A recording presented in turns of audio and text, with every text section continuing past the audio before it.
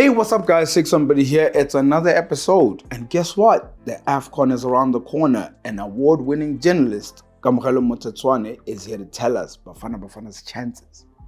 Let's go. That's how it goes? They keep asking about the best when they know it's me. Okay. Asking about the rest when they know it's me. Straight in, I guess. You know it's me. Another guest on Playing the Field with Shakes. This is an award-winning journalist, guys. I mean, listen to this one. I tell you, he's a writer for Soccer Leduma. Kamogelo Motecwane, how are you? I'm good, thanks to yourself, Shakes. Thank you for having me today. No, man, it's always a pleasure, man. I have to first ask you in terms of how have you found the last 12 months of football? And there's been a lot that's been happening. How have you found it?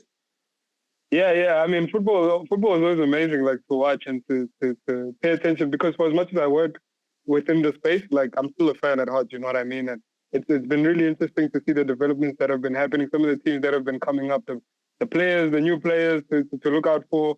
What's been happening with the players I grew up with? Like, it's all always ongoing, always intense. Like I love it so much. So. Yeah, the last 12 months have been very interesting. But I'm keen observer and I'm love what's going on.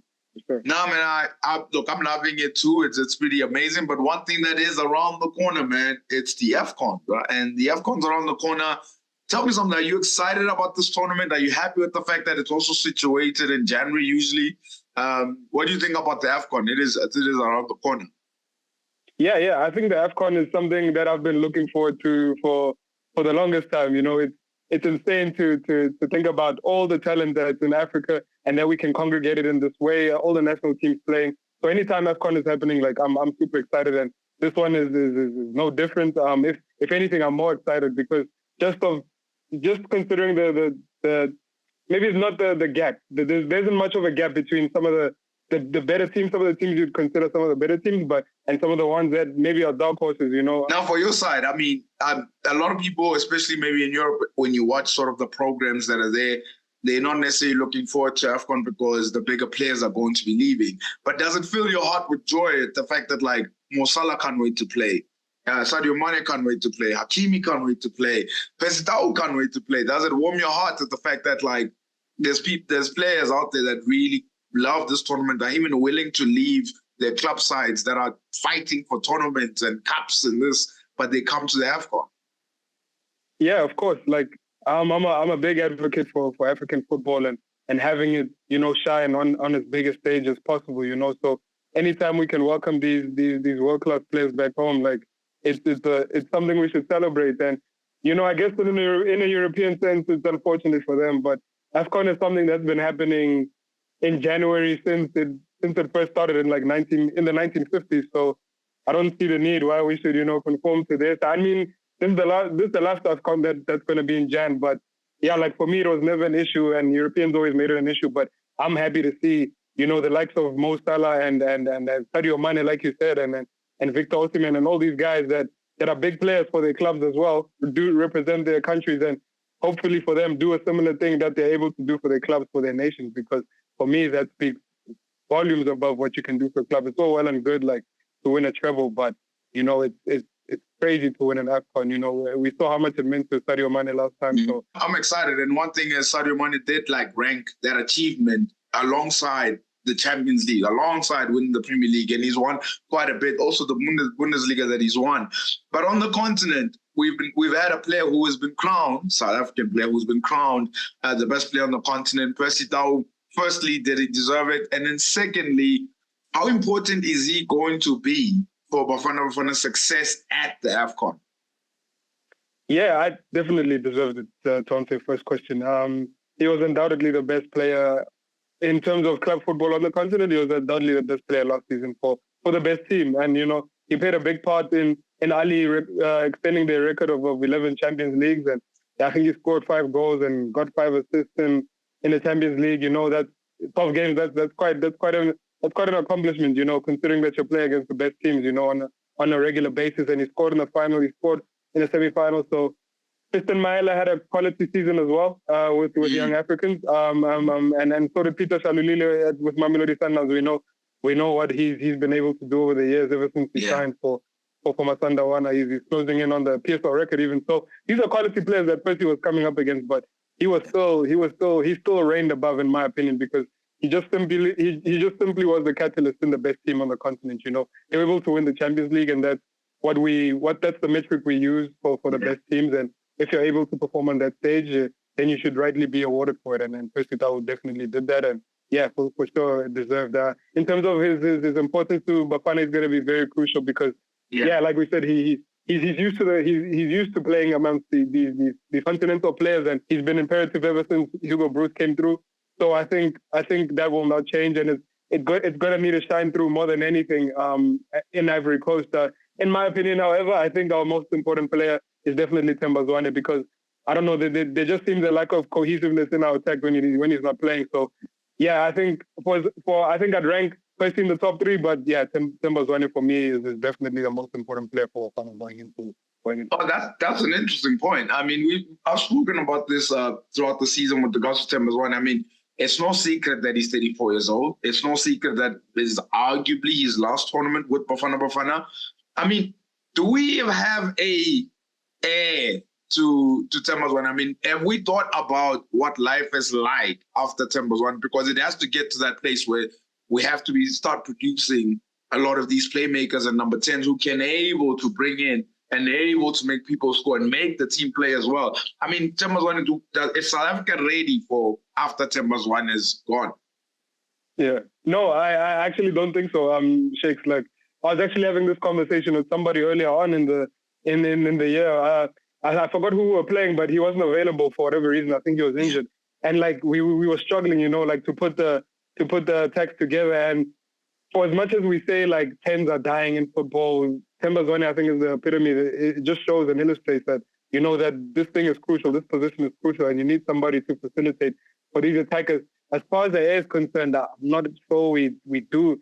I mean, Maswangai is somebody that you could, kind of say is in that bracket. Yeah, you know, Adams at Stellenbosch is kind of doing his thing also, but he's young, you know, and yeah, as far as you need that experience, and Themba Zwane has that in abundance, you know. We speak about how he's probably going on his last legs, you know, but XP is something you can't buy, you know, and he has that in boatloads. Look, at least he'll be available for AFCON, which hopefully they do well at that tournament. I wanted to ask this question, man, because obviously you look at stuff over the continent. A lot of the times we focus on players having to go overseas, right? They must go overseas, go to Europe and all that stuff. But is there also a space that we're missing in the sense that the continent's also open? You know, you've seen Festau being able to go to Alakli and he's become a better player. You've seen Fagila K having to go to Pyramids and he's become also arguably a better player. We have a player who's playing as well in Tanzania too. Is that also a focus that maybe perhaps South African players could also like, okay, cool, if we can't make Europe, but let's try maybe go for the Alaklis and go for the Wydats because they're competing in Club World Cups. They're competing in CAF Champions Leagues every season. Yeah, definitely. I think it's just something that is definitely needs to be promoted more, going into better clubs, better institutions. It's a shame because in South Africa, the quality of our clubs are actually quite good. You know, they're some of the best on the continent. You know, some of the other countries, that's not the case. You know, maybe only a few are on the level of PSL teams. The likes of Wydad, the likes of Raja, Zamalek, Al Ahly, all the biggest northern clubs, so to speak. You know, the Simba and Young Africans are there as well. But yeah, in the north is where the large concentration of quality clubs are. And I think clubs and players should definitely work in a way that, you know, South African players should move there. It'll obviously be up to the player if they're willing to do that, because yeah, in my experience, South African players are more comfortable being in South Africa. You know, this is home, they get paid okay. You know, there are all these factors that go into staying in South Africa. But as far as getting experience on the continent and wanting to build that and playing in that competitive fashion and for that spirit, you know, then yeah, definitely go abroad, go to North Africa, go see what's happening in the clubs that are continuously playing in the latter stages of the Champions League, because, you know, the likes of somebody like, maybe not this season, but Hashim Domingo moved to Raja Casablanca over the off-season. And he may not be, he's not in continental competition right now, but they're challenging for the league. And most definitely, I I see Raja being in continental football. And maybe in Bafana contention, it's a shame with the Fakhri that he's not maybe getting the spotlight he maybe, in my opinion, he deserves. Because he's been performing for Pyramids and he's been playing well for a good team. But it definitely sheds more light if you go to these bigger clubs. I agree with that in terms of, because I was just thinking, like, I know Mashambi went all those years back. Of course, obviously his chance kind of went away with Lalakli, but I was just sort of thinking, like, hey, that's another avenue that perhaps South African players can look into as well. But now going to the tournament, I mean, Bafana is there finally. We haven't been there for a long time. I mean, you look at not necessarily our group with regards to Tunisia, Mali, and I think also we have, is it Namibia that we have? Namibia. Yeah, Namibia that we have. Realistically speaking for you, Kamogelo, what are you expecting Bafana to do at this tournament, realistically speaking? Realistically speaking. Yeah, that's why I said I'll be realistic.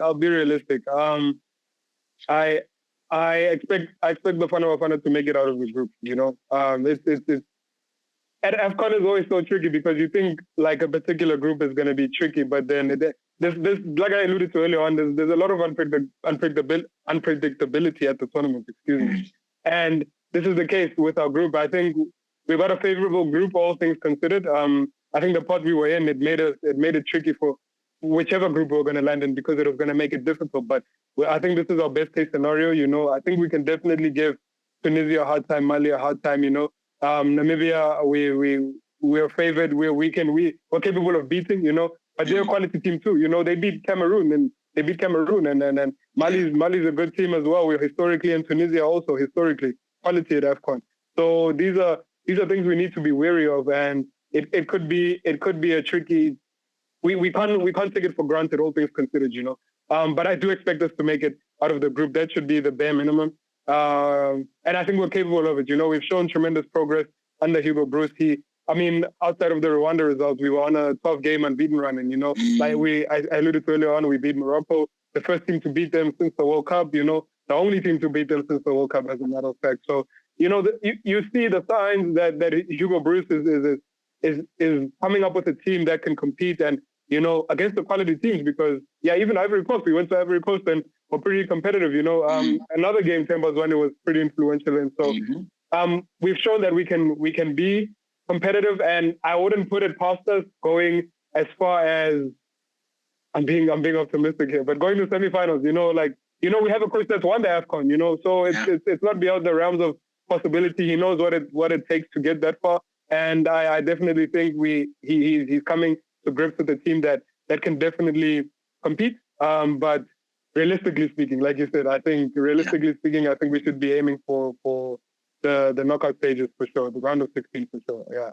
Does this Bafana side under Hugo Bruce sometimes frustrate you, annoy you, because we can go to Ivory Coast and compete. We can beat Ghana here. We can beat Morocco here. And then there'll be results like Rwanda.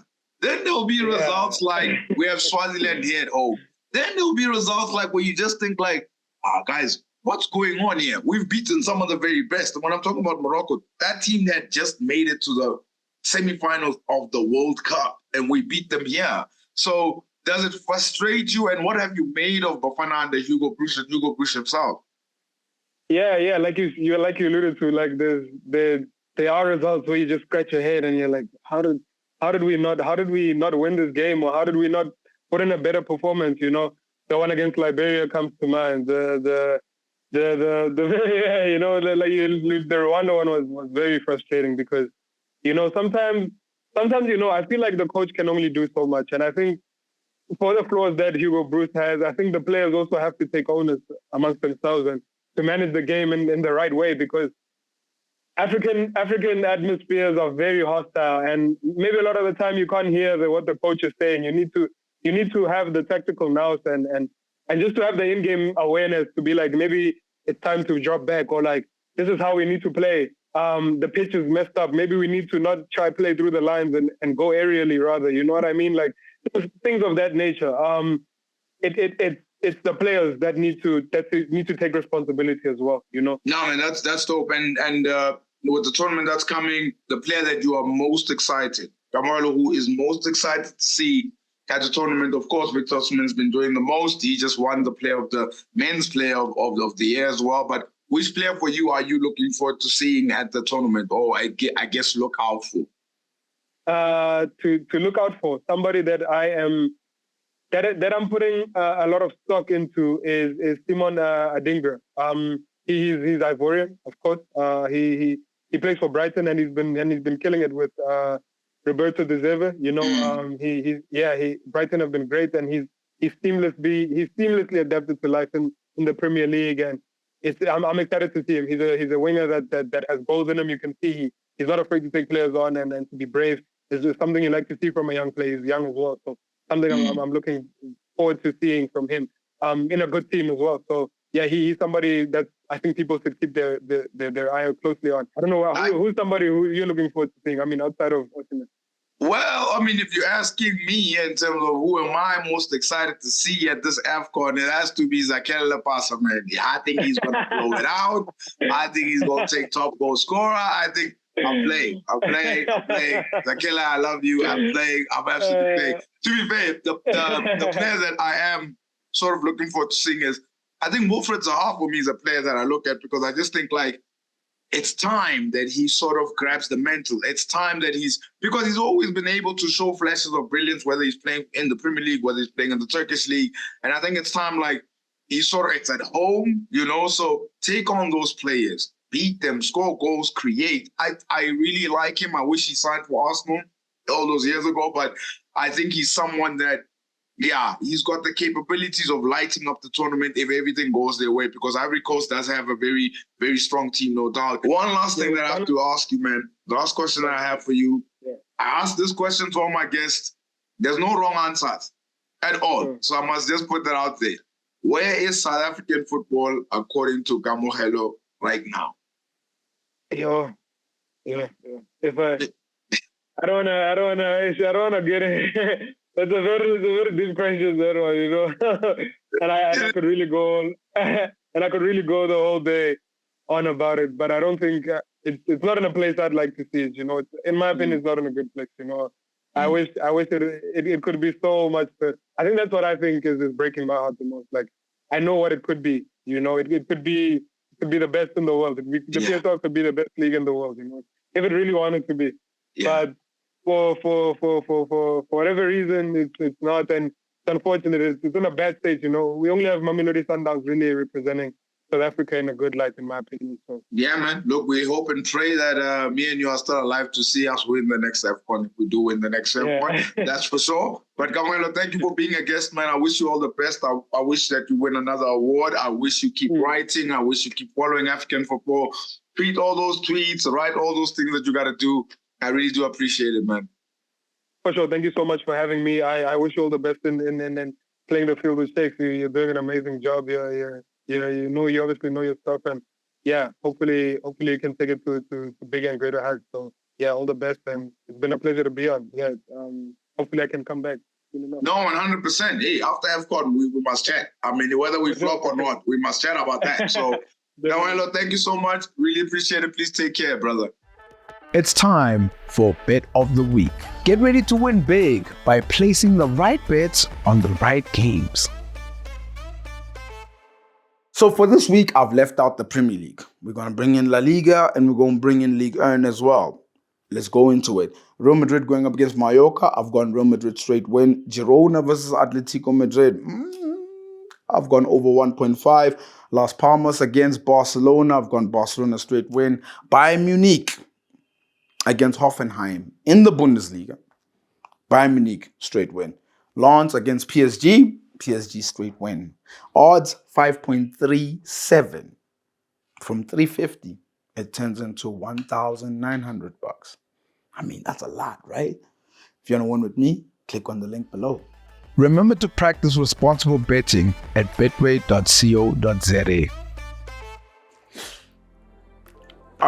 Where's my manners? Happy New Year, guys. 2024, we're here. And we're still here. Don't forget to like and subscribe and hit the notification bell so you're notified for future episodes.